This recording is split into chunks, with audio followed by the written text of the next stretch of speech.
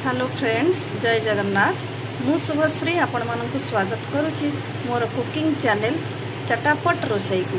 चलंतु देरी न करी आरंभ करिबा आजिर रेसिपी।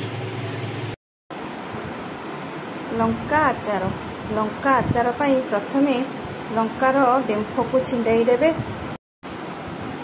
ताकू धोई छाई रे सुखाई देबे जेमिति कि टिके पानी रहिबो नाही। तापरे सबु लंका को एमती मझिरु चिरी देबा।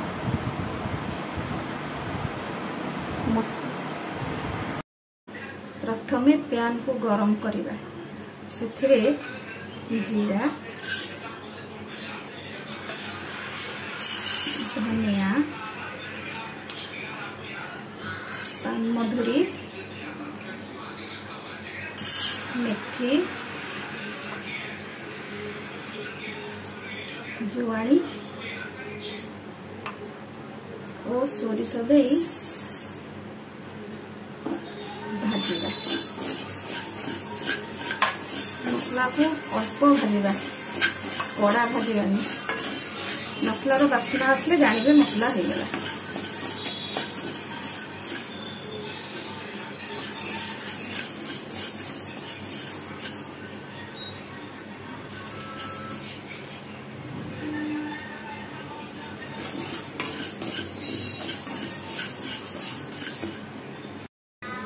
एबे मसलार बास्ना आसलानी, एबे काढ़ी दबा।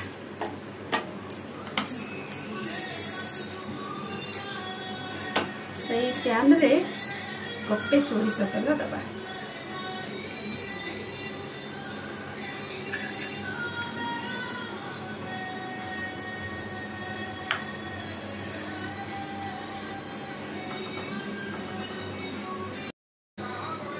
तेल गरम होला परे गैस को ऑफ करिबा और तेल ठंडा हवा पे छाड़ी देबा। तेल उषुम थिबा अवस्था रे काश्मीर लाल मिर्च पकेबा। पके गोळी देबा।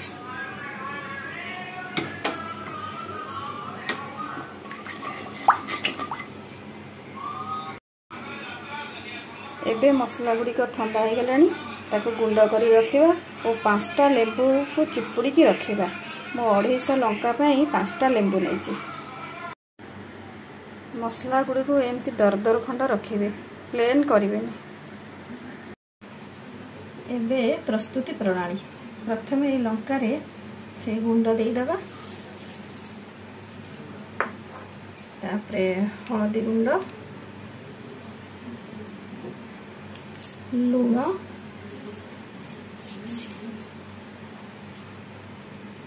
चिपुड़ी रखिथिबा लेंबू रस,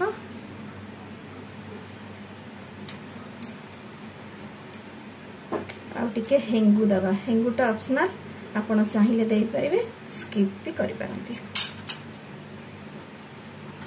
आउ लास्ट रे रखिथिबा से तेल को देई दबा।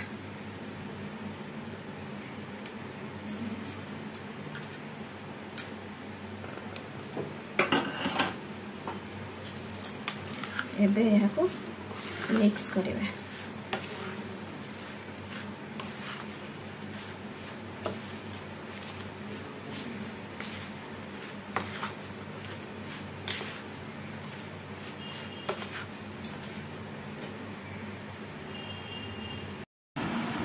एबे प्रस्तुत हो जाइछि हमर लंका आचार। एबे काच बोतल रे पुरई दबा। 5-6 खरा दे खाई परिबा।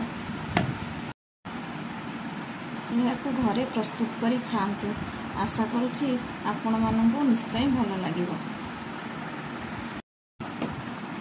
भल लागिले लाइक और सब्सक्राइब करिवे, शेयर करबा को जमा भी भूलिबेनी।